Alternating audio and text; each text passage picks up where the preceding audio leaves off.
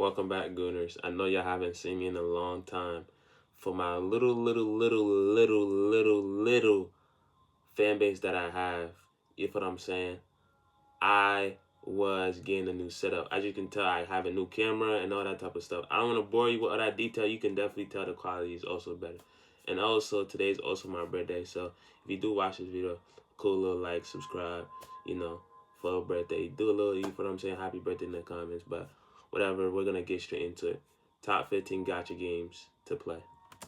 Just 15 best gacha games you should play in 2025. Probably heard of a lot of these, but maybe I'll be surprised by a couple. Let's take a look. 2025 is going to be epic for gacha fans. Absolutely. We've got an ant of Neverness to Everness, Arknights in Field, Azure Permilia.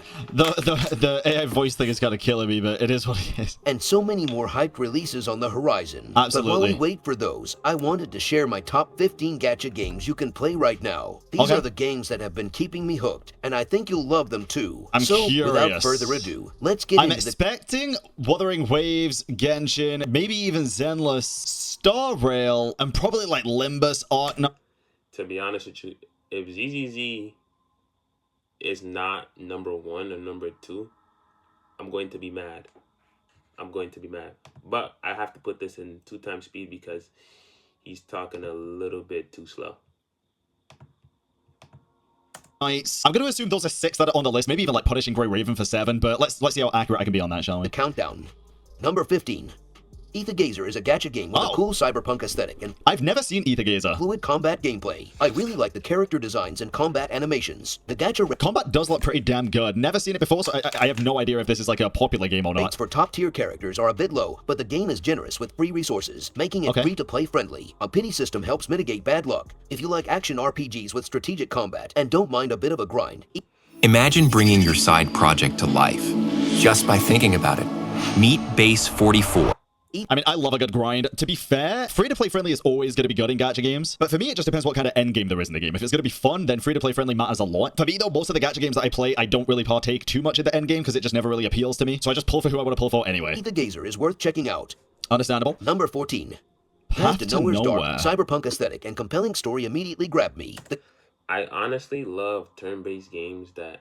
I don't like turn-based games, but what they do have for me is the fact that their pool system, like the animations and stuff, always looks so clean and so like it makes the game look so good. I always love that shit. Gameplay is a mix of real-time strategy and RPG, demanding action and compelling story immediately grabbed me. The gameplay is a mix of real-time strategy. Look at her. Imagine GGZ or Genshin Impact had a character pool animation like this.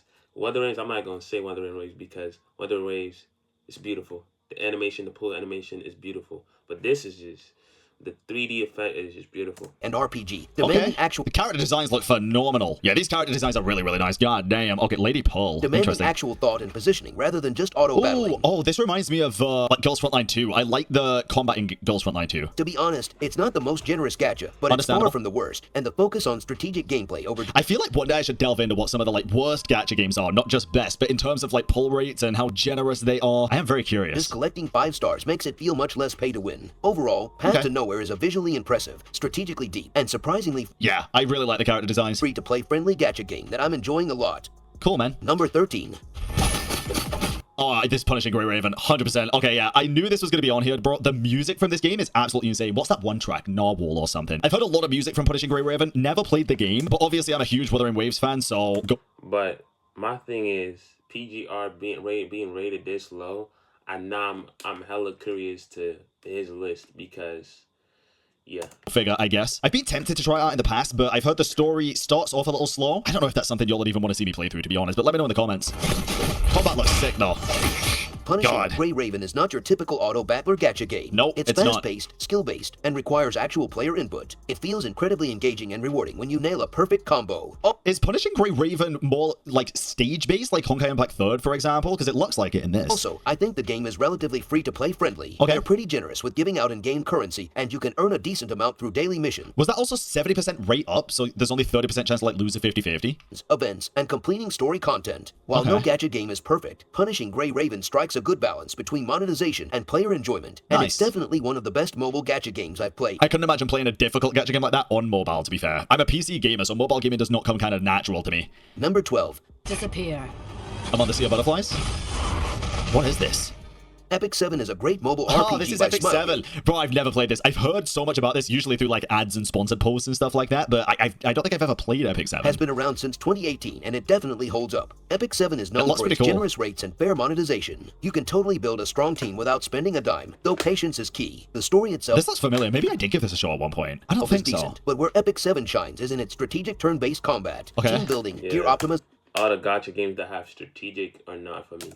And mastering the unique turn order system create a really engaging gameplay loop. It can get grindy in the late game, but hey, that's gacha for you. It is, and to be fair, grindy can be good. Grindy doesn't necessarily always have to mean bad. I enjoy a good grind.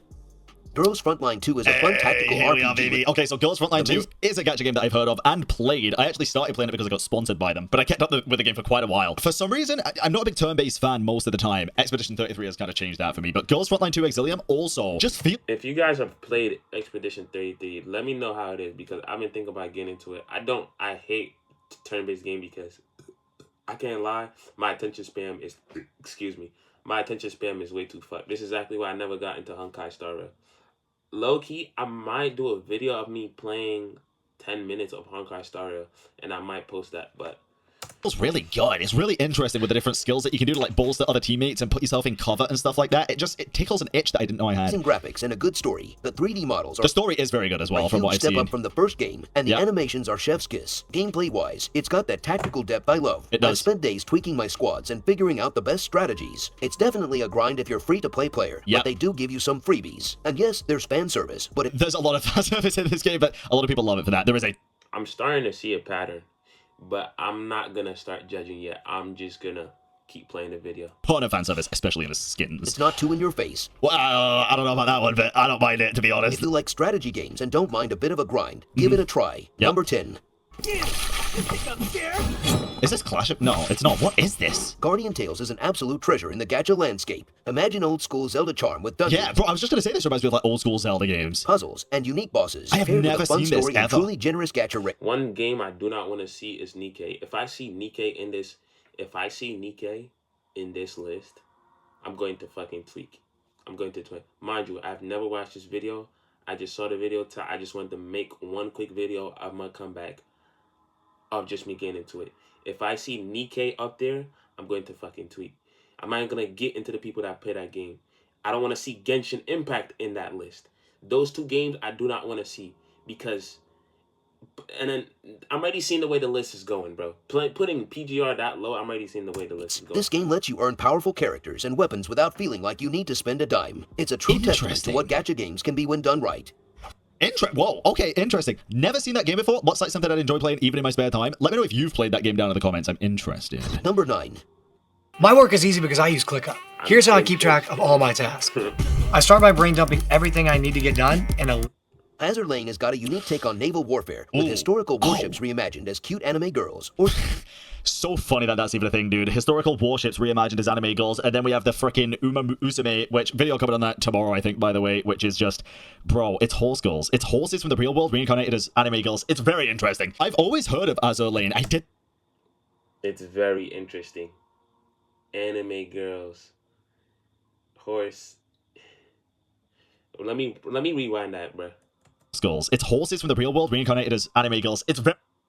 Horses in the real world reincarnated as anime girls.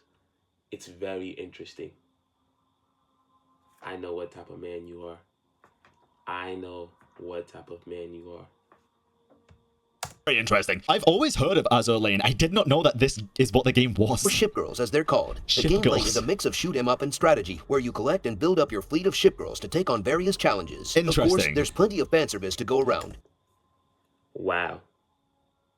Now, I'm not gonna start pointing. I know where this video is headed towards to. I know what type of creator this is. but I'm not gonna pull it. I'm not gonna start pointing fingers. I'm not gonna start pointing fingers here. So we already. If you see what I'm picking, if you see what I'm picking up or putting down, then you know what I'm talking about. With each ship girl having her own unique design and personality, the gacha rates are also quite forgiving compared to other games in the genre, so you won't have to break the... I know what type of man he is. See, now, my thing is with gacha gaming is because, like, if you can look at this and be like, yeah, that's my game, it's just sickening to me. That's literally a little girl. But people be like, oh, it's a... Bro, yeah, you haven't never seen a petite woman before. If you've never seen any type of this, down, the third. But that is literally a 5-year-old, a little girl, and then underboob showing, and then damn near her cheeks is out. And this is what people play. And this is what we put over PGR. As long as any shit game is not put over ZZZ, then I'm not gonna tweak. But this is just... to get your favorite ship girls. Some gacha characters just have zero appeal to me, bro. It's fucking crazy. If you're into collecting cute waifus. You know how they don't have appeal to you, bro? Because they're fucking kids. Anybody in the comments that tell me otherwise, you're a pedophile, please check his computer. It's okay to be a gooner, but when you're gooning to the wrong shit, that is where we draw the line, buddy. And enjoy a good naval battle, then Azur Lane is definitely worth checking out. Okay, fair. Number 8. We got to be getting into some of the big ones now, right? Snowbreak. I've heard a lot of people talk about Snowbreak too. Wasn't that supposed to be like one of the next big gacha games? Snowbreak Containment Zone is a gacha game with a fun... Reminds me of Arknights HSR, but... blend of third-person shooting and squad-based combat. Wow. The action is genuinely engaging, and there's a... Does this game have PvP? I'm not against PvP in gacha games if it's done well, personally. decent amount of content to explore. The fan service is very present, so if that's not your thing, it might be a bit much. The gacha rates is not the most generous... You see how now 3 games has a lot of fan service? I mean, I'm not gonna say... I'm gonna just keep playing. I've seen, but it's not the worst either. You can definitely play for free, but it'll take time. Jesus, overall, dude. Snowbreak is a decent time killer if you like anime action games. I like the look of the gameplay specifically in this game, but if it has PvP, I would probably be more likely to play it, to be honest, because the gunplay looks really fun. Number 7. Long time ago, Ooh, Arknights. So I'm finally gonna get to see what Arknights gameplay looks like. I have never ever seen Arknights gameplay. I know a little bit of the lore about Arknights and the music, and I've seen some world building. See, now, if you think I was talking about this Arknights, and I'm talking about the Arknights HSR, that's a different game. That looks like it has 3D. If you're curious about it, go search it up. Videos. I have never ever seen gameplay. Go Let me see down this. Arknights rabbit hole, and I'm not even mad. This tower defense game is way more than just placing. It's tower defense? What? Units. It's strategic. The story is dark and engaging. Oh, the game is pretty generous. I did hear the story was very dark. But the gacha rates can be brutal. I've spent way too long theory crafting team comps, and honestly, the gameplay loop is addictive. The fans. I played a similar game to this before. Crafting team comps, and what game was it that I played that was like this before? It was definitely tower defense like this, and I remember playing it for a sponsor, but I kept playing it after because I actually really enjoyed it. Wasn't AFK Journey, but it was something similar. Oh god, that's gonna frustrate the hell out of me. I need to know more games that have this similar gameplay style so I can remember. Honestly, the gameplay loop is addictive. Yeah. The fan service is there, but it's not the main focus. If you're looking for a challenging, beautiful, and surprisingly deep gacha game, Arknights is worth checking out. Number 6. Would this make you buy a Ridge wallet? 2 people could win a Lamborghini Huracan Storado, a Hennessy Velociraptor. Honkai Star Rail is... Wow, Honkai Star Rail only at number 6. That is interesting. Okay, I wonder why. visually stunning. I don't really play. I just said I was gonna make a video of me playing Honkai Star. I think I've played it back in I think when it first dropped. I played it a little bit, but then I stopped playing it. Then I lost my account, and then I picked it back up, and then I just not a huge fan of what you call it. If you honestly want to see me go back into it, then shit, why not?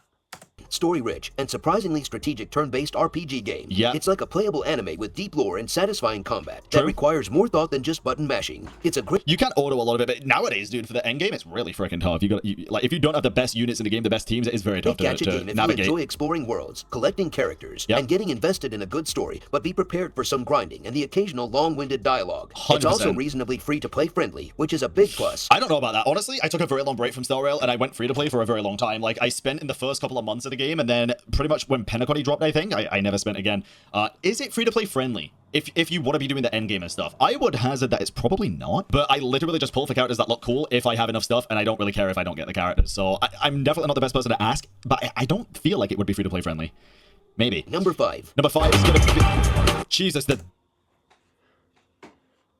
What did I just say? What did I just say? He's gonna put ZZZ at number 5. Now, the video should end right there. Actually, it should just skip right to number 1 and then put Wuwa. The only game I would accept over ZZZ is Wuwa. You might be like, oh, he's a Gooner, this, that, and the third, blah, blah, blah. It's just, bro. No, I'm just going to keep playing. I'm generally interested to what he's going to put after ZZZ. I want to know. Yes, I'm a ZZ Glazer. Yes, I know.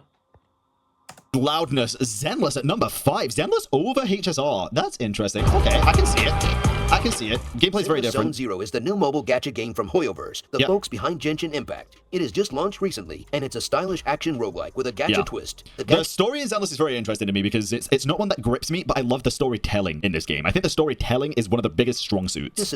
Yeah, the storytelling is great, though. But the dialogue sometimes can be ass. But here's the catch. They have a skip button, not like Genshin. Genshin, they don't have great story. They have mid storytelling. Then they have no skip button. So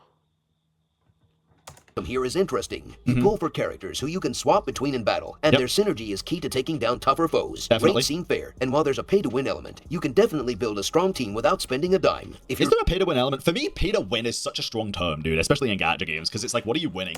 And the reason why I like ZZZ so much is because, like, I'm sorry if I'm pausing the video, because I just don't want to hear him really, like, you know what I'm saying? But the reason why I like ZZZ so much is because there's not that much broken characters. I think as of right now, there's like, I feel like there's S characters or A characters. No, there's S character, then there's S plus. S plus and S characters are not the same. For example, I feel as though for you to clear the end game, all you really need is a Miyabi team and a Yujuan team. Those are the really two busted units in the game. And I feel like though you can clear and then just they're the what you call it, and then just build the supports under them. I feel like everything would just come like in Genshin. There's multiple characters that only do good with multiple elements. Then there's, I mean, the same thing for ZZZ, but Miyabi is the solution to everything. To be honest, they be like in a game, they be like, oh, electricity is his weakness. Just run Miyabi. Miyabi can clear everything. What can't she do? What cannot she do? Yujuan can clear everything. But in Genshin, one character cannot clear everything. So it's just, or I'm not saying it's not impossible, but it's definitely in ZZZ easier. So yeah. Did the math at one point for like Genshin's endgame before Stygian Onslaught was the thing when it was just Spiral Abyss, and people were saying like, oh, this game's so pay to win, you need like C6 characters for this, and it's like, bro, even if you pull for C6, even if you pull for C0 of a character, the amount of time that it'd take you just to get the primos from 36 star in Spiral Abyss to be able to guarantee yourself a 5-star limited character would take you like over a year. So you're not really winning anything like at all. You're looking for a stylish mobile game with deep combat and a unique gacha system. Zenless Zone Zero is definitely worth checking out. I agree. 4. I think it's worth checking out. Build a website you love with Wix. For your words, Goddess of Victory Nick is anime-themed cover. What did I just say? So, mid-video, I'm going to change the title. Nope. I know what the title is. Top 15 Gacha games for Gooners. That's going to be the title. Because you're going to tell me, oh my God, you're going to put this shit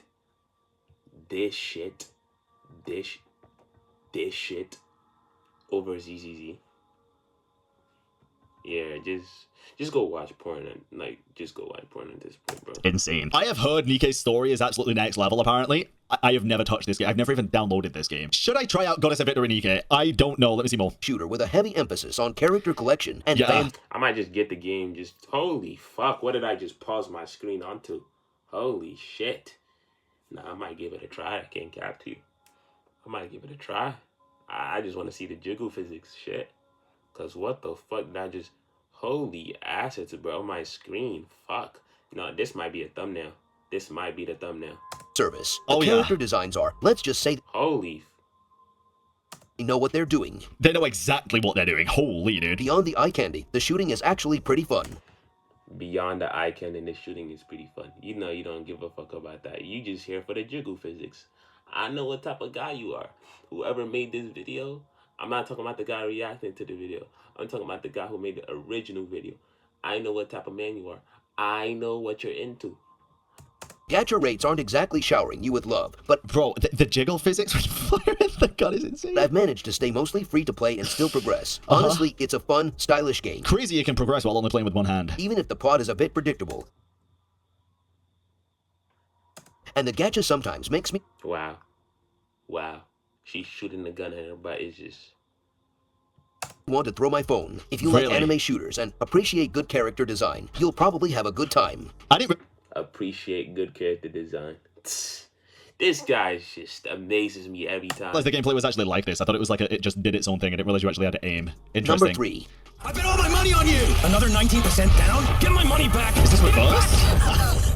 Reverse Reverse, right? 1999 Yeah. throws you in this wild time travel adventure. I've seen a lot of trailers for Reverse 1999. Never played it. A lot of people have asked me to play it, so maybe that is one that we'll delve into in the future now that we're playing more games. Where you gotta fix history gone wrong. Got Think limits back to go the through future, first, though. but way cooler. Reverse 1999 uses cards for battles, which is actually pretty neat. You gotta chain them Interesting. together for mega attacks. Super satisfying. The gacha rates seem decent, So it's a and the card game game. throws a bunch of free stuff your way at the The character designs in this game are phenomenal, by the way. They look absolutely amazing. start. So free-to-play players like myself And I love can the voice definitely acting hold our and the own. music. If you're into messing with time and don't mind card games, this one's definitely worth checking out. Card games are definitely hit or miss for me, so I would have to try it out, but it's probably like a 1 in 10 chance I'll enjoy the actual gameplay loop. But Number we'll see. 2. Genshin? Brown Dust 2 offers... Is Genshin gonna be double 1, bro, maybe? Brown Dust Brown Dust 2 over ZZZ. Yeah, okay. 2? I've heard about this. Wasn't this? I can't remember if I've heard good or bad things about Beautiful this. visuals. Must be a good, really right? deep If it's at turn-based number 2. combat Just rubbish. Just rubbish. Just look at... just rubbish.